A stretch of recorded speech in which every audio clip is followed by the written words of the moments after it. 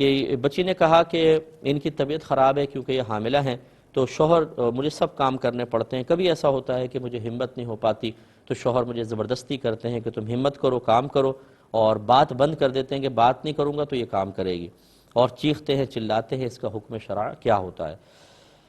اسی لیے ہم دونوں جہتوں سے عرض کرتے ہیں کہ شوہر زبردستی اس پہ نہیں کر سکتا، بچی پہ گھر کا کام کرنا لازم نہیں، لیکن کرے تو بہت اچھی بات ہے، اور شوہر کو احسان ماننا چاہیے۔ اور بچیوں کو ہم تلقین یہ کرتے ہیں کہ ضرور کریں کہ بی بی فاطمہ رضی اللہ تعالی عنہا پر بھی تو واجب نہیں تھا، لیکن وہ اپنا گھر کا سارا کام کرتی تھیں، تو اس لیے ان کی تقلید میں بچیاں کریں۔ اور یاد رکھیں کہ آپ کسی لیڈی ڈاکٹر سے اگر مشورہ کر لیں، پریگننسی کے دوران اگر کوئی بہن مسلسل محنت جاری رکھے تو یہ اس کی صحت کے لیے اچھا ہے۔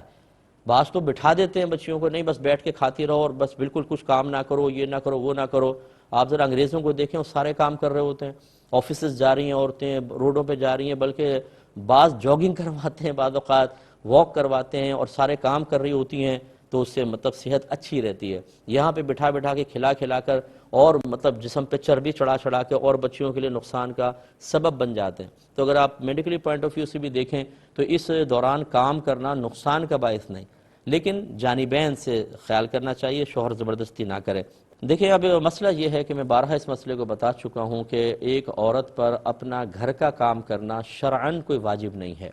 ہاں عرفاً کرے، بہت اچھی بات ہے، ہم ترغیب بھی دیتے ہیں، بہت اچھا ہے بچیاں اپنے گھر کا کام خود کریں، لیکن شرعی لحاظ سے یہ شریعت نے اس پر واجب قرار نہیں دیا ہے۔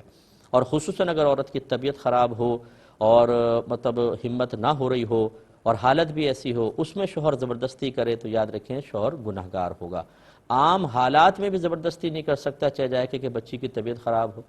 تو اس لیے ایسے شوہروں کو اب وہی بات ہے، دیکھیں وہیں پہ چیز آ جاتی ہے چل کر، بعض بھائی برا مانتے ہیں، تربیت نہیں ہے۔ ہم ماں باپ بن جاتے ہیں، ہماری اولادیں ہو جاتی ہیں ماشاءاللہ، لیکن نہ خود دین سیکھا ہوتا ہے، نہ اپنے اولاد کو سکھایا ہوتا ہے، تو پھر ایسی ہوگا، ایسی اولاد کیا کرے گی بیچاری؟